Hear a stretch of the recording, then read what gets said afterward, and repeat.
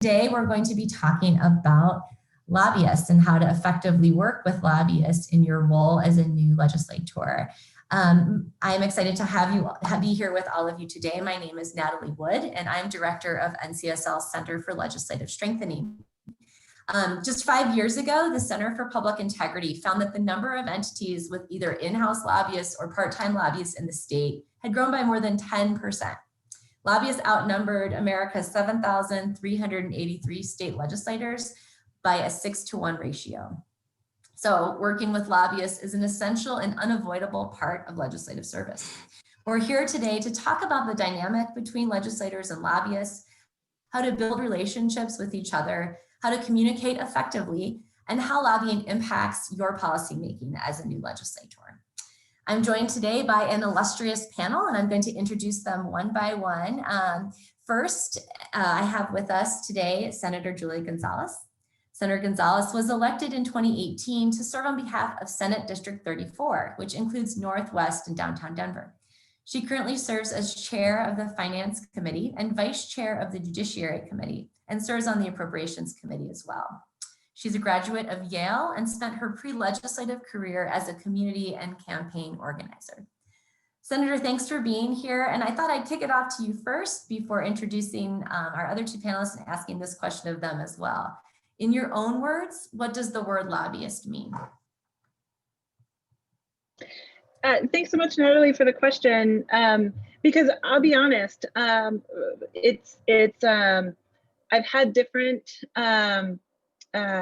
thoughts around the word when I was outside of the dome versus now being under the dome. And for me, when I was outside of the dome, oftentimes lobbyists knew some sort of secret language, some sort of secret code, and they often didn't tell us as grassroots people who cared deeply about policy, who were being impacted directly by the policies that were being discussed at the Capitol. They didn't seem always willing to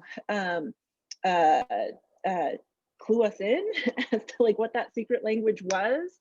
And so I saw them oftentimes on the outside as like gatekeepers, as like power brokers or what have you.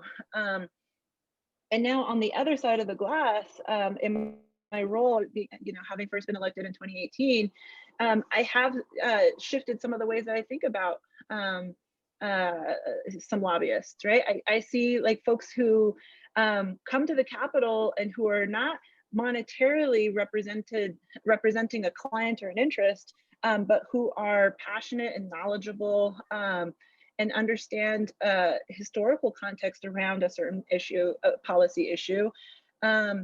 And they carry tremendous insight, right? And often help me as a legislator sort of orient to an issue, right? And sometimes, they still are the gatekeepers and holders of information and keepers of, historical knowledge and context. Colorado does have term limits, and so oftentimes in my state, lobbyists become the well, here's what happened in the 90s, and here's how it's changed over the past 30 years or what have you. And so sometimes I see them as partners, sometimes I see them as opposition, and yeah, they're a really critical and valuable piece of my ability to do work under the dome. Thank you so much, Senator. And you teed that up nicely for me to introduce our next panelist, former Senate President Mike Herodopoulos from Florida, another legislature with term limits. So I bet we'll get some good perspective on that from him too. Mike served in both the Florida House and Senate and served as Senate President from 2010 to 2012. He owns MJH Consulting, is a well-respected lobbyist, is a college professor, and has written several books on leadership. And he tells me that those are available for purchase. We can talk after the Zoom call about how you can get your hands on one. Mike, tell us a little bit about what you think a lobbyist is. Well, thank you very much for the opportunity to be in. And first, congratulations to everyone on the call. I remember my first day in elected office 20 years ago, and it was a thrill. And it's still, as I look back at my career, it's an incredible opportunity and an honor to represent your community, which you do. And so thanks for your service, and especially at this wild time, 2020. Wow, what a year. And for you all to be right in the middle of it is remarkable. And we need your considerable talents to try to work through some of the problems we face. Getting to the question as far as a lobbyist, I think as a historian myself or a history professor, it's what James Madison talked about when he helped form the United States Constitution, the idea of competing interest groups, whether it be Republicans, Democrats, liberals, conservatives, doctors versus nurses, you name it. It's competing interest groups, and who is going to be your voice when these issues come up. In everyday life, people have lawyers to represent them in court. In the legislature, people have lobbyists, whether it be citizen lobbyists or paid lobbyists, who fight for their issues, making sure that an elected official like Senator Gonzalez and everyone on this call knows what the issue is and can make an informed decision. And so I take that role very seriously now as a lobbyist myself. And as I'll get into later, as I go through our PowerPoint, the importance of making sure before you make a decision to know both sides of the issue. And making sure those lobbyists who articulate their issues point out their weaknesses and let alone strengths, and have the ability to articulate for you. So it's just about the power of ideas, and a lobbyist, I think, is essential, just as Senator Gonzalez put so well, which is you really need them to have that institutional knowledge, especially with term limits, so that you can make more informed decisions. Thanks so much, Mike. Third, we have with us today Annika Hagensen from Intuit. Annika is a senior manager of state government relations for Intuit. She is responsible for legislative policy, relationship management, and political engagement in 25 Western states. She joined Intuit in 2018, and she's held a variety of advocacy and policy roles for corporations, as well as having worked on Capitol Hill. Intuit, I should mention too, is a foundation for state legislatures member, and we're grateful for you, Annika, for your time today and for being here to share your perspective. I'll pitch it over to you. What is a lobbyist? Great. Well, thank you. Thanks for the opportunity to be here, and congratulations to everyone for your election victories. I would say, given my personal life and career, I've seen a lot of different approaches to lobbying and different types of lobbyists. I grew up with my mom being an elected official. She was a mayor of our town growing up, and then lieutenant governor. And after working on her campaigns, decided to move to DC, and was on the other sides where I worked for House members and was lobbied myself to try to influence what our member of Congress was going to do with his votes. But after leaving Capitol Hill, I had never planned on becoming a lobbyist, but moved back to Minnesota and ended up in the corporate lobbying world, and have loved the roles that I've had. I go back to when people ask about what does a lobbyist do. My daughter, I remember when she was in kindergarten, I was dropping her off one day and she's like, what do you do when I'm at school? What do you do all day? And I said, just like your teachers teach you about things, my job is to make sure that I'm helping educate the people who are making our laws about different issues that impact my company, our customers, our employees. And so took it as that's the very high level of how do we help educate policymakers in a lot of the decisions that you have to make. But more broadly, I think we're an important part of supporting a strong legislative process. And I think you'll hear a theme today from all three of us that the lobbyists a lot of times are the ones who have a very broad perspective, either from the history of what's happened. I've been a corporate lobbyist in some states and covering states for 20 years. And so I have a bit more of the institutional memory of some of the policies that have been debated. And also there are some lobbyists who, beyond focusing on just one state, have multiple states within their portfolio. And so can bring into the conversation the perspective of what other states have done to address an issue, and maybe some of the learnings from those states, or even to help connect to other policymakers who may have like interests. Did that inspire your daughter to want to go into lobbying as well, or is she ready to go down a different career path? Both of my husband is a lobbyist as well, and both of our kids have sworn off lobbying, I think because we had too many political discussions around the dinner table. Well, thanks so much, Annika. That's all great insights from our panel, and I can't wait to dig into the questions we have coming up in a little bit. But for now, Mike has prepared a few slides for us to look at, and he's going to talk to us a little bit about his point of view, having been both an elected official and now working in the advocacy space. So Mike, you can take it away. Well, thanks again, Natalie. And again, thanks to everyone for joining us. And as Natalie and I discussed before I start, if you have a question, feel free to ask that question. Natalie will handle those so that you don't get quote too far behind, or if it's something I can address in the next slide or two, I'll just let you know. As the slide says, friends or enemies, before I got elected and I was a professor and I read in the newspaper, the word lobbyist was, I think, below car salesman and ambulance chaser, so to speak. It was the lowest of the low. A lobbyist is some person who's ruining our government today. But as you'll find out as you go to work in the legislature, if you've not already been a part of the system, lobbyists can be friends or they can be enemies. And the truth is that it's somewhere maybe in between, depending on the issue that you're facing. And when you talk about lobbying, it's important to, as was already brought up with term limits, staff and lobbyists have, I think, disproportionately gained in power because they had this institutional knowledge. And so why it's so important, I think, to interact with lobbyists just so you can get up to speed more quickly. So moving on to the first slide, getting right into it. This is kind of my outline of what I want to get into today. A lot of you know lobbyists simply through contributions. We'll get into that. We'll also talk about, again, the power of information and how important lobbyists are of telling their side of the story and also having to answer your questions about the other side of the story. As I said, this learning curve is enormous. So we used to use the phrase drinking out of a fire hose. When you ran for office last fall, you probably were focused on big issues like education, that school choice, pro-life, pro-choice, healthcare funding, Obamacare or not Obamacare, all these issues that are so widely known to the public.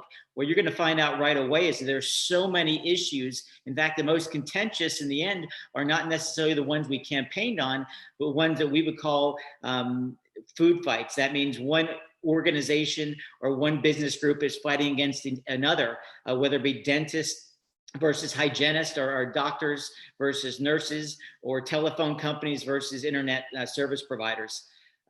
Next, we're going to get into the honesty issue and how important it is that lobbyists are straightforward with you because their reputation is everything. And as I said before, the sense of both sides of an issue. And finally, I'll get into the idea of just saying no. It's, one of the things we always want to say is yes to people. But as you know, with any contentious issue, you're going to have to tell half the lobbyists who come to your office, no, I'm sorry, I cannot support your issue, and how you go about doing that. And so let's get right into the first issue that maybe you're most familiar with because you just got off the campaign trail and you're able to get contributions from whether it be individual lobbyists themselves or the company they represent or the group that they are a part of, whether it be doctors, dentists, lawyers, etc., unions, all down the line. I know in my own case, the lobbyists that I got to know first and the ones I liked the most first were the ones who gave money to me early in my campaign. I still remember vividly the 3 or 4 lobbyists who got involved in my race. I was in a 6-way Republican primary, my first race. I was fortunate to come out of there unscathed, but those people who gave me money first, I'd never forget. And so you're going to have these people who gave to you early. They're going to be kind of your natural favorites for the obvious reason.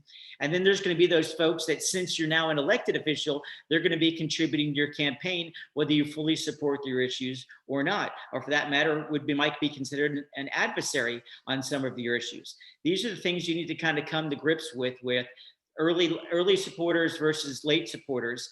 Again, you're going to hold a special place in your heart for those people who came early, but you have to recognize that as time goes on, as we go into the second point, big versus small.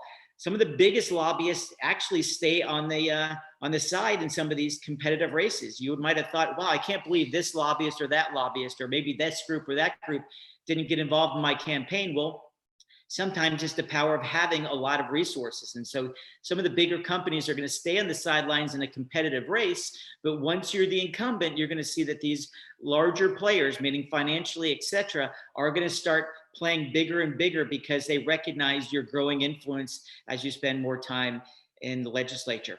And finally, the idea of local lobbyists versus state. Well, one of the themes I'm going to talk about a little bit also is whenever a local comes up to the Capitol, always set aside time, whether it be lobbyists or individual activists, so that you prioritize those people. Those are the people who are going to go back to your hometown or city and talk about what their representative or their senator is doing, and did they give them the time of day.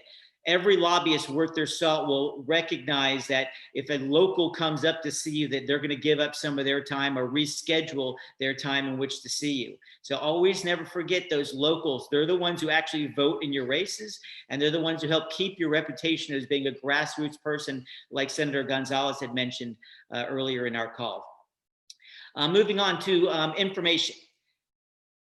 The most important thing in the legislature is information, and it is currency. It is Bitcoin, it is dollars, it is euros, it is everything. The power of information.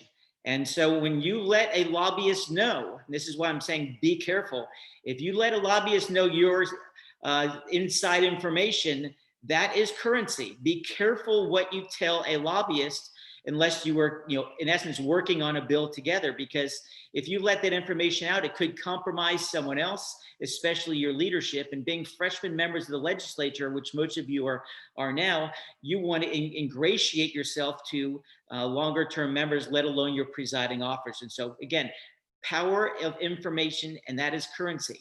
And so that's important. And again, getting into this lobbying aspect, you can only learn so much. I remember, again, I'm using this phrase over and over, but drinking from a fire hose. It is really, really hard to grasp all these issues. And so, especially if you're a member of the House of Representatives, what I always recommend to people is, don't think you're going to be a know-it-all on everything. You probably ran for the legislature because you believe strongly in an issue. I know in my own case, I was a strong advocate for school choice and lower taxes, and that became my area of expertise. I didn't want to be a generalist. I want to have a general idea on things, of course, but I wanted to really refine my expertise in a couple of areas so that in time, I would be the go-to person in the House and later in the Senate on those two particular issues. And so recognize you're going to drink from the fire hose, and what you want to do is see as many lobbyists as possible, even if you don't agree with them, so at least you're getting that learning curve reduced. It's almost like having Cliff Notes version of different bills. Yes, you're going to read the bills. Yes, you're going to read bill analysis, but it's always nice to get the flavor from lobbyists on how the issue is going, and again, helping you ramp up your learning curve so you make more informed decisions. Sliding on to the next one. Honesty. Now, again, I know lobbyists have this reputation of, he didn't tell me the truth or she didn't tell me the truth. If a lobbyist lies to you, their career is over because you're going to let other people know about it. And it is essential. I know when I go into my offices sometimes now, and let alone my past career as senator and Senate president for that matter, I wanted to know that these lobbyists were telling me the truth, and they knew if they didn't tell me the truth and I later had a change of vote or opinion based because they did not tell me the truth, their credibility would be lost. And without that credibility, clients will let them go. And so it is essential that lobbyists are very honest. And the test that I used to give to lobbyists to see if they're telling the truth was an obvious one, especially if you're a lawyer on the Zoom call today. And that is, ask the lobbyist a question you know the answer to and see what they say. That's the easiest way to do things. So when you ask them a question, you or your staff should do enough analysis so that when that lobbyist comes to see you, there's a question on your note cards or whatever it might be when they're sitting down with that lobbyist, and ask them that question, especially if it's a lobbyist you've never met before, and see if they tell you the truth. And that's the best way that I put trust but verify. Make sure that this person in front of you who you've maybe never met is telling you the truth. Ask them that question. It's a very simple process, and it'll help you weed out some of the people you don't want to see anymore. Moving on to other, we call good habits. I was a little extreme in this, but I think it was to my benefit in the long term. If you possibly can, send in both sides of an issue. Now, as I mentioned, I'm very much anti-tax. I was very much for school choice. So you'd think a person who wanted to raise taxes or maybe a teacher union official, I would never see. I felt just the opposite. I knew where I stood on issues. I wanted to hear what the opposition had to say, if nothing else, to strengthen my argument, but better yet, to let everybody know that you're a fair player, that you're going to listen to both sides of the issue. And so even when I wanted to cut taxes or push for school choice, it didn't mean that I was a 100% on the issue. If the other side or the opposition made a really good point, I was going to modify my bill because I wanted to be a pragmatic legislator. I wasn't going to be an extremist or just a hyper partisan. And so if you possibly can, make as much time as possible for lobbyists. And again, it's not just because I'm one now, it was my philosophy, because again, getting back to the earlier slides, you're going to learn a lot more. These lobbyists are going to tell you more information. You're just going to be a more informed members. And so what I would always try to do, and I'm a kind of a bookworm, so, but I would do all of my reading at night in my apartment at the Capitol or after hours. And I would use my 8 o'clock to 6 o'clock in the Capitol. If I wasn't in committee or I was on the floor, I would be meeting with as many people as possible. I would rarely have a block of longer than 10 minutes with a person, but I would give as many of those. I'd have 5 or even 6 meetings an hour, because I wanted to be inundated with information so that I made a better informed decision. So if you can get in the habit of seeing more people, it's exhausting, I agree. But remember, these are part-time legislatures. You're not there the entire year in most cases. Try to see as many people as possible. Be consistent, even try to see everyone, especially your locals. And I think that the kind of dividing line of all this is, how do you play favorites? It's in the last 10 days of the session. That's when you start picking and choosing which lobbyists you really want to give the time of day to. It could be supporters, of course, with people you're working on bills, but those are the ones you want to give that late time to. Early in the session, try to fill up your calendar with a lot of people so that you can hear both sides, or even 3 or 4 sides of an issue, and try to get in the habit of seeing everyone you possibly can, because it will gain you a reputation as of a fair advocate one way or the other. Sliding over. The last of these slides, again, very straightforward, is learning how to say no. Again, this is hard to do. You want to say yes to people. When I was the leader of the Senate, I had to say no a lot because we were in the middle of a budget crisis. Of course, 2010 to 2012 is where the stimulus money ran out. And so we had to radically cut our budget. And so most of my meetings were telling people no. It's a trait you have to, and a skill you have to learn how to do in a fair way. And you don't want to waste people's time. As a lobbyist, I don't want to have to go and visit a member of the legislature 3 or 4 times to quote, check back in with them and making sure that they're still voting a certain way. And so for you to learn how to say no, it could be because you've already had a meeting on the other side. You gave the opposite side the ability, both sides of the issue, you're ready to make that informed decision. But let these lobbyists know so you don't waste your time or their time. If you're a no, let them know.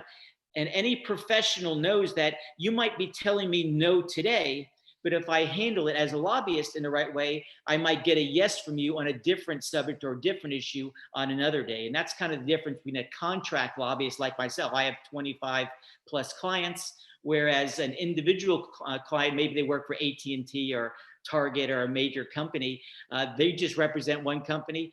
They recognize that as a lobbyist, they don't want to burn bridges with you. And so they're gonna want to come back to see you. So if you handle the no in a diplomatic manner and give your reasons for it, they have to respect that. And if they don't, it's probably a lobbyist that you don't want to have to deal with if they can't respect your opinion as the elected official who had the guts to put your name on the ballot. And that says a lot about with it. So that's kind of the big picture that I had for you. I didn't want to belabor the point. My dad said, Mike, you have a long last name, Herodopoulos. If you make long last names, short speeches, long political career. And so I'm going to leave it there. And if you all have questions, I will do my best to answer. And I hope that was concise and straightforward enough. Thanks so much, Mike. I appreciate it.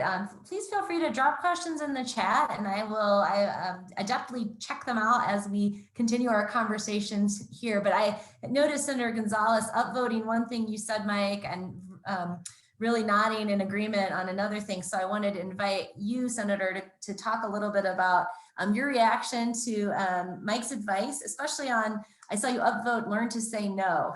And I wondered if you had an experience you wanted to share, a story about how that's played out for you. Oh, I've on a number of occasions seen my colleagues who like to keep things close to the vest, who then get inundated and then are complaining about, oh my gosh, all of these lobbyists, it's just so, whereas for me, I've been very direct with someone, you know, I'm a yes on this bill, I'm a no on this bill, I haven't read this bill, talk to me in 2 days. You know, circle back with me later after, you know, this committee or whatever. And the volume of swarming has really is very different than other than some of my colleagues who either don't want to say no to anybody or don't want to give anybody their position. They then get inundated, right? Because if they're, you know, say the last 5 to get counted, you know, then all of a sudden everybody in town wants to know what their position is and what their thoughts are on this bill. And I also do want to share that, you know, I have found myself in the position where I may have said, I'm a yes on this bill, and then an amendment changed my perspective, right? And that's another place where I think like being clear and direct around, hey, like I now have this concern, or what is the information and what is the rationale behind this, right? One, certainly talking to the bill sponsor, talking to the sponsor of whatever amendment, but also talking to the advocates and their lobbyists is also really important to say, are you all supportive of this, or help me understand why? And again, that clarity of communication is I think super important, especially in those moments where maybe you were a yes and now you're like, I don't know, you know, those are really important conversations to engage in and to be clear about. I also noticed that you reacted to his advice around information as currency, and, you know, think about what you're going to share before you share it. Any add-ons to that? And then we'll let Annika have a moment or two. As y'all can tell, my face gives me away always, right? And so, you know, I do think that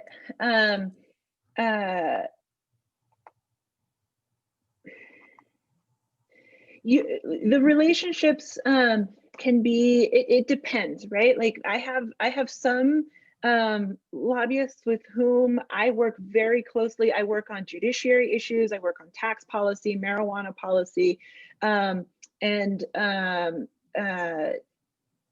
have a subset of lobbyists with whom I have, we just have a very close working relationship, given the types of policies I work on. There are another subset of lobbyists with whom I have good personal relationships with, even though we don't often work on policies together.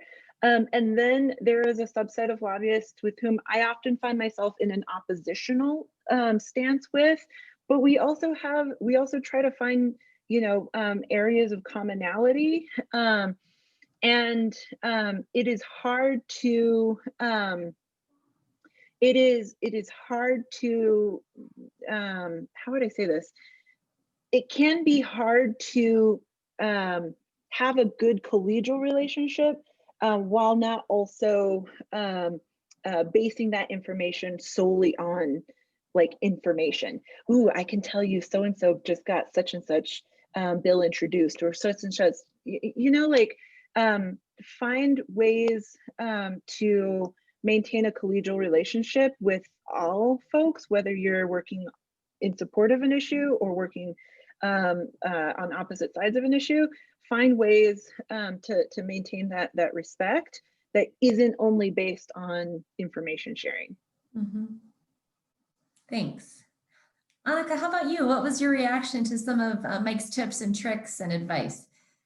There were a couple of things that both senators said that rang particularly true for me. So when Senator Herodopoulos talked about telling the truth and being honest, and making sure that lobbyists are in my profession, what he said is your word is your career, and being honest and ethical is it's paramount. And so I remember clearly, even though this was 25 years ago when I was working for a member of Congress, I remember the lobbyist who lied to me and what they lied about. And after that, didn't trust a thing that that person came to me with, or was very, very cautious about what they were coming to us with after that point. But it also goes both ways of, I remember working with a legislator on a bill, and it was a bill that we were running ourselves. And at first, he had communicated that he was supportive of us. He was on the committee of jurisdiction. We were counting votes, and he was a very, very strong yes. And I sat in the committee hearing and watched him walk in the room, and he wouldn't look at me and wouldn't make eye contact. And I thought, uh-oh, he changed his vote. He didn't tell us, and we're good. And if he goes, then we're going to lose this committee vote. And if we had known that ahead of time, we would have pulled the bill and not had it come up for a vote and have people go on record. So I think there are things like that. But then again, after that, working with him going forward, I was always very cautious, because it was, again, that trust that you build both ways with legislators and lobbyists is something that's based on honesty and information sharing. And as Senator Gonzalez said, it's perfectly reasonable for someone to change their mind. But then if you do change your mind, if you've communicated to someone that you were with them, more importantly, if you were with them, that you changed your mind to a no, then I think that's something to help preserve longer term relationships, in saying, hey, you know what, this is what's changed and this is where I am. And at least keeping that dialogue and conversation open. Also, there are more than 7,000 state legislators, but it's a really small state government world. And a lot of us interact with each other across organizations, across different associations that you may belong to. And it's always good to make sure that you're maintaining those relationships. We may not always agree on a policy or a particular bill, but at least being able to have a conversation and maintain that relationship going forward. Thank you. I want to pause and let our audience ask a question if anyone's brave enough to do so. I have plenty at the ready, but wanted to provide that space for any of you on the call. No pressure. Okay, seeing none, I will keep digging into this issue of communication. And I want to change up our focus a little bit to acknowledge that the lobbyist-legislator relationship looks different in a pandemic. I think that's maybe stating the obvious, but something we haven't really touched on. It's a subject of interest to those legislative institution geeks like me that are following how legislatures are operating throughout this crazy, incredible time. So I wondered if you guys could talk a little bit about communication in general and what a new legislator might need to know, but importantly, what a new legislator needs to know going into a 2021 legislative session, and how might you best communicate with lobbyists and start to form relationships. Annika, you're unmuted, so I'll let you go first, and Mike, and then Senator Gonzalez. Okay, so I would say that, for my job, I was traveling 3 to 4 times a month to be able to get to different states and different conferences, like the NCSL conferences, which I highly recommend. But when the pandemic hit and we couldn't fly anywhere, that was a real challenge to try to figure out how in the world do we maintain these relationships and make sure that people understand that we're still here, we're available. Someone I may have had a conversation with since they not know me as well to be able to pick up the phone and call me. And a lot of casual conversations happen in the halls of the Capitol. They happen at different events and things. And so the change that's been really valuable, at least from what I've seen, is the opportunities to do events like this, where you can have a face-to-face interaction, be able to share information, have conversations. And They may be a quick conversation, but then there's always the contact information shared for follow-up and for future deeper dives if there are further questions. That's been one of the key things, I think, is the ability to take advantage of this and doing this as much as possible before session starts, because once sessions start, that's when the real-time crunch is, I think, as far as you know, the focus of learning. It's not necessarily learning the building in all cases, but learning the building and your colleagues and the committee structures and things like that. I think going back to something that Mike had talked about earlier was, you know, focusing on your priorities. So as you look at going into session, what are your top priority issues that you want to focus in on? Finding out from colleagues, you know, who are the people I should be talking to in this space, and doing proactive outreach. I think by doing that, you are setting yourself aside as or apart as a thoughtful, proactive person, and it's I think a good way to use some of the time that we have now. Thanks, Annika. Mike, what's your advice, given what's happening in every state capital across the country right now? Sure, I think Annika hit it on the head. I mean, what we usually be spending time on traveling, this could be your time, in essence, traveling by telephone or Zoom call and getting to know some folks. I don't need to educate anyone on the Zoom call today about what's the most important top of mind issue in coming into the legislature, but it's kind of with the response to COVID, and every state's a little bit different. I know here in Florida, I'm already talking to the business leaders and leaders of the legislature about how are we going to either do liability insurance coverage that they're talking about in Washington. Each state's probably a little bit different as well for those businesses that could be sued because of the way they handled the COVID issue.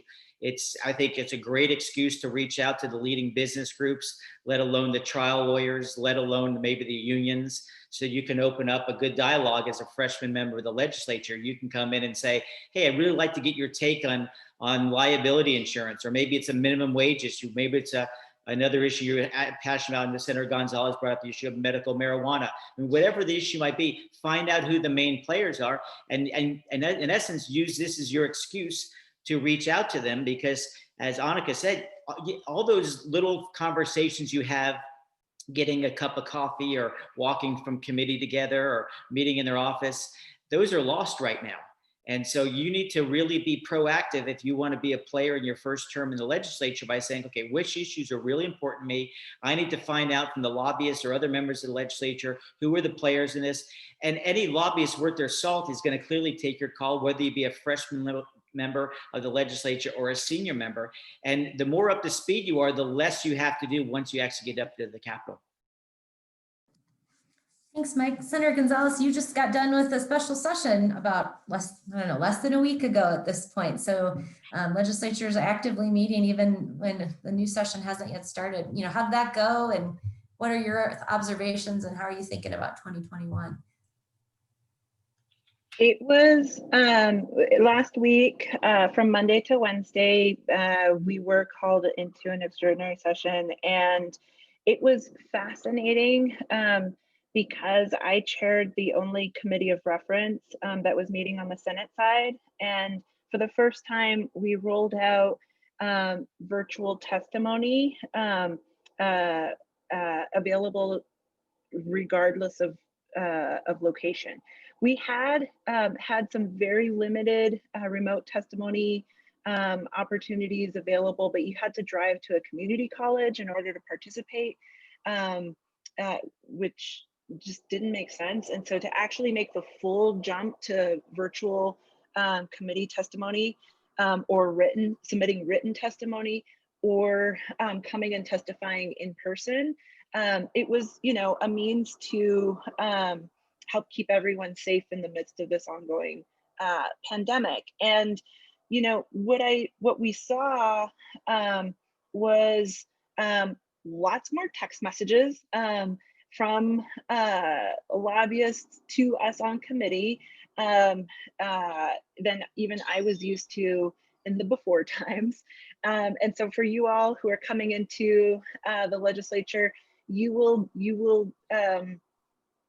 when you're on committee, you will be inundated by those types of messages because there is less there is less opportunity to catch you in the hall on your way to committee to say, hey, just to remind you, my organization really supports, you know, SB, whatever it is.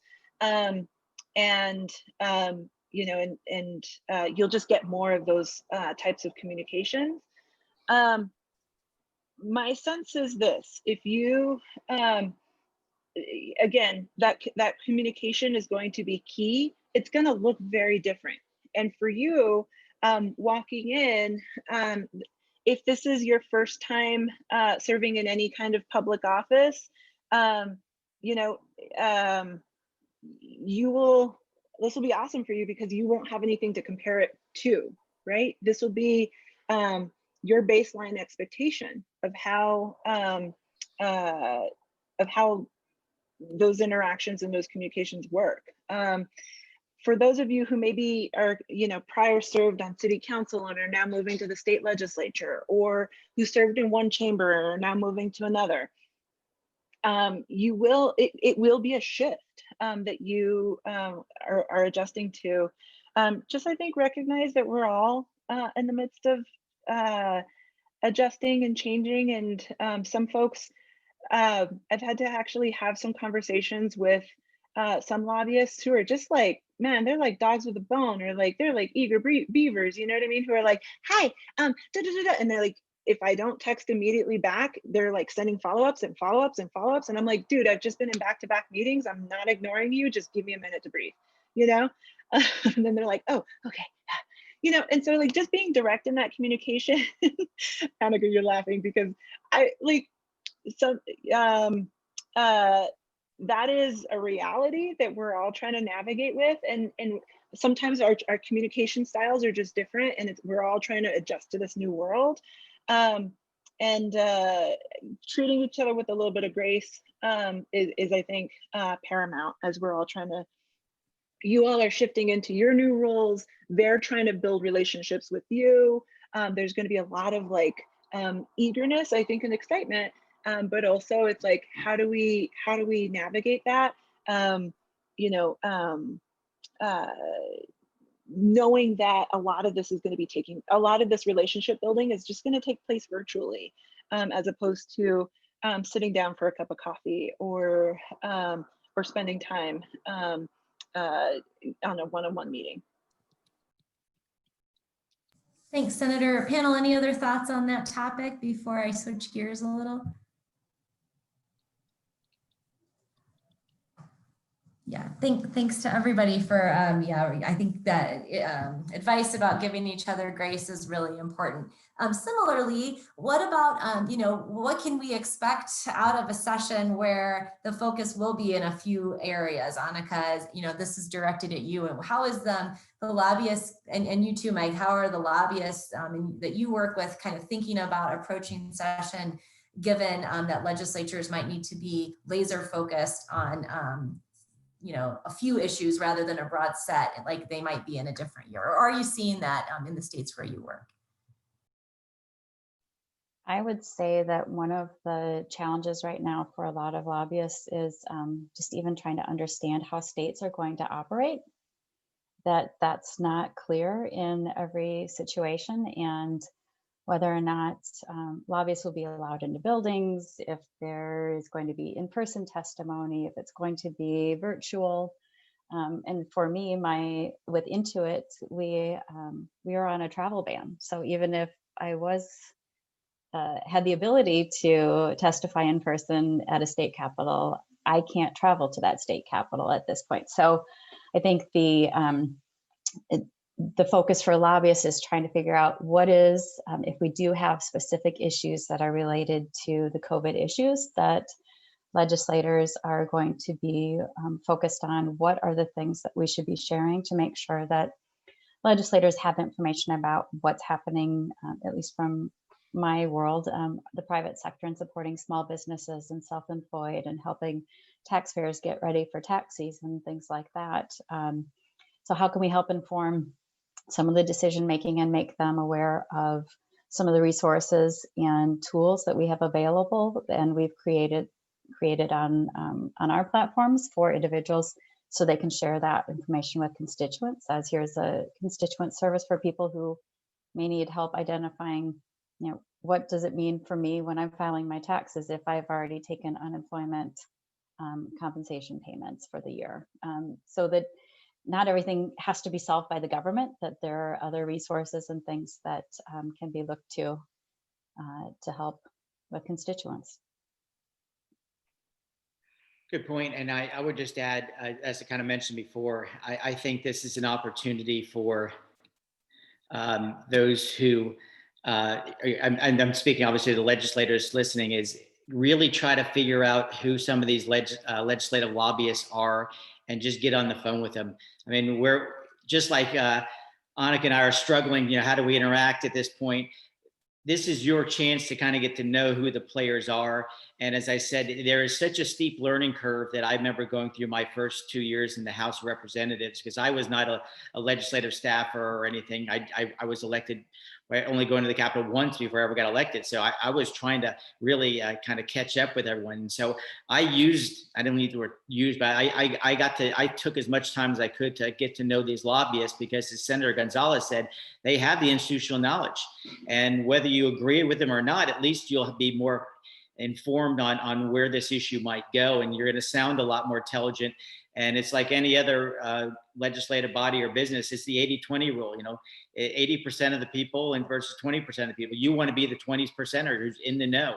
So I would pick up the phone, call some of these folks, call the leadership. I mean, we all have a lot more free time than we've ever had in our lives, just because of the realities of COVID. And so pick up the phone and talk to people, and just make it where you don't have to read the whole book, and take the Cliff Notes version for what it's worth. And if you can find someone who's on the opposite side, give them a call too. And just, don't do a lot of talking, do a lot of listening. And I think you'll be amazed of how far you'll be ahead of your colleagues if you spend the month of December, because most of us won't be in the Capitol, of just making those 4, 5, 10 calls a day, of how much further you'll be down the road once you do start getting back together and having that power information we talked about earlier. Thanks, Mike. Senator, Senator Gonzalez, any other thoughts on that for you? How about attendees? Do you have any questions for our esteemed panel and all of their expertise and wisdom? Don't be shy. Yeah, what was the old saying? Freshman legislators should be seen, not heard. That's the old saying. We can challenge that too. We can have a nice debate about whether or not. Yeah, we want to hear the freshman legislators what they have to say. I have a question. Well, go ahead. Yes, please. Hi, my name's Kyle. I'm from Delaware, and Delaware is a very small state. We have fewer than 1 million people. Hopefully after the census, we'll find there are a few more than that.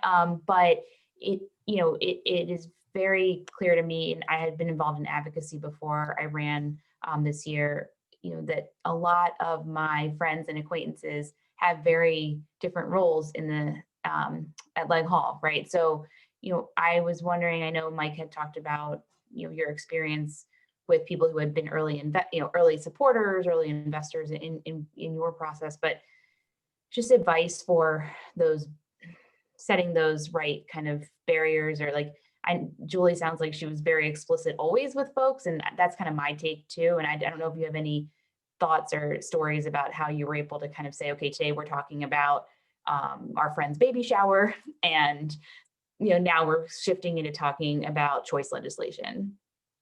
No, that's a great point. I'm glad you asked the question, Colin. Congrats on your election. It's a hard balance to find, right? I mean, you want to be their friend, but that you got to create that line. It's kind of like being the boss versus the employee. And I think that's just going to be a natural fit that your personality is going to have to come to grips with, where everyone has a little bit different personality, and everyone has their own style. And I think that anyone who's worth their salt, again, as a lobbyist, just as I've been on both sides, recognizes that your time is valuable. And a quote, a bad lobbyist would be one trying to overindulge their time with you. They should be confident in the relationship they have with you and don't overutilize it. You know, it's the old saying when you got your friends. If my best friend calls me because they got into some trouble, I'm going to answer the phone. But the fifth time they call me with being in the same kind of problem, maybe I'll let it go to voicemail. So I think that your quote good friends and ones who really care about you will understand that dividing line, and they'll let you kind of reach out on social occasions, and they would be smart to be ones who only utilize that relationship when they need it, as opposed because they feel like it. And then finally, I just had one last thing, that is, keep a list of people. I'm not talking about the list from the 1940s and 50s against the communists, right? Or the list they're talking about now. What I'm talking about is, don't forget about the ones who kind of took care of you. So if you haven't seen those people, maybe you have 10 or 12 that you really went to bat for you, so to speak, getting elected, or been there for you for the last 10 years, helped you get to your spot you're in. So if you haven't seen them in a couple of weeks, so you don't forget about them, the ones who brung you, the potential one who brung you, send them a text and say, hey, Mike, Julie, Sarah, Tom, hey, how you been? Just wanted to say, hey, I haven't seen you in a while, just so they don't feel like, because they're going to have a little bit of an odd situation too, like, oh my God, she's a representative now, and what do I do? And keep that little list on your desk. So if you haven't seen them for a couple of weeks, that you might just drop a line and show them you care, because that's important too, because no one wants to think you went Hollywood or went, you became this big, powerful person, you forgot about them, whether it be a lobbyist or an everyday donor or just one of your buddies, because you don't want to lose sight of those folks who really went to bat for you. To be clear, I think that Joe's the only one from Delaware who ever went Hollywood, so I don't think it's possible here. Great feedback, Mike. Any thoughts? Any other thoughts for Kyle before she goes Dover on everybody? I mean, I think it is a really good, important question. I did a lot of advocacy work on criminal justice reform issues and immigration issues at the Capitol prior to being elected, and I had very different perspectives or perceptions, I guess I should say, of certain lobbyists prior to actually being sworn in, and so I had to take time to sort of get out of my head about that. And to your point, right? Like, I also had friends who we sort of grew up in advocacy, and I, for a long time, stayed outside, like through nonprofit advocacy work, staying outside of the dome, whereas they took a different path and they were working under the dome, and it was hard, and we did have to set up some boundaries, and it was very clear to me who was willing to use actually, I do mean that word, use their relationship with me to try to extract information. And that happened once, and then it didn't happen again. You know what I mean? And I just had to be very direct, and it was a hard conversation because they were my friend, but I feel like you have to be that level of to have that level of clarity in order to be able to do the job effectively, and to also maintain those personal relationships. I don't know, it's hard. But yeah. Thank you. Thank you, Senator. We have a couple minutes left, panel, and I wanted to give you just a last minute to offer advice or any parting thoughts. Annika, I thought I'd start with you. Anything left to say? One piece of advice in looking at how you work with lobbyists and utilize lobbyist resources is think of us as a resource. I think a lot of times as you come up with ideas or particular things that you want to accomplish and have an end goal in mind and have a way that you think you might want to try to propose your legislation and a specific approach, bring us into the conversation, and we are always willing to be thought partners. And a lot of times you'll find that, and I find in my role, it's going back to our business partners who are the experts on an issue and the practitioners, and saying, okay, here's what somebody's thinking about doing. what do you think? What would the implications of this be? Can we do this? Is it challenging? And what are the unintended consequences? And a lot of times what we can come back with is, okay, if this is what you're trying to accomplish, instead of doing or using this approach, can you look at trying this approach? Because that would lead to fewer unintended consequences and likely more positive routes and outcomes along the way. But you utilize us in that way. We may not always say yes and come up with an alternative, but I think it's a good way to look at how you could potentially partner with and utilize the lobbyist relationships. Thank you, Senator Gonzalez. I know you have a hard stop in 2 minutes, so why don't you go next? Thank you. I'll just say that I would also reach out. The adage around dance with those who brung you is real, but I would also say that reach out to the lobbyists who you, as a candidate, were trying to find time with, and if they didn't give you the time of day then you should also make time to reach out to them now and get a sense of like, what do you lobby about? Like why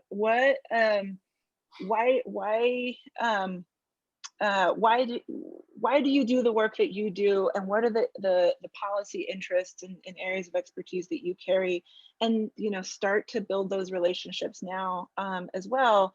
They